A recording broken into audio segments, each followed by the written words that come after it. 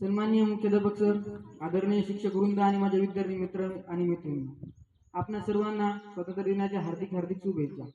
आजचा हा दिवस भारताच्या इतिहासातील एक सुवर्ण दिवस आहे। शतकानुशतके परकीय सत्तेखाली दबलेल्या मातृभूमीने 15 ऑगस्ट 1947 रोजी स्वातंत्र्याचा श्वास घेतला। पण हा विजय सहजासहजी मिळाला नाही, तर यामागे लाखो देशभक्तांचे बलिदान आणि आर्थिक संघर्ष उभा होता।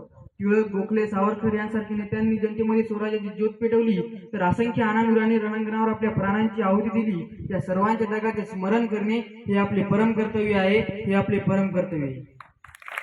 स्वातंत्र्यानंतर भारताने अनेक क्षेत्रात प्रगती केली आहे। शेती, विज्ञान, शिक्षण, उद्योग आणि क्रीडा या सर्व क्षेत्रात भारताने आपली क्षमता या जगासमोर सिद्ध केली आहे। आज भारत नव्या उंचीवर पोहोचत आहे, आज भारत नव्या उंचीवर पोहोचत आहे। पण स्वातंत्र्य म्हणजे एका परकीय सत्तेपासून मिळालेली मुक्ती नव्हे, तर देशांच्या विचारांची, कृतींची आणि निष्ठावान स्वप्नांची मुक्तता होय।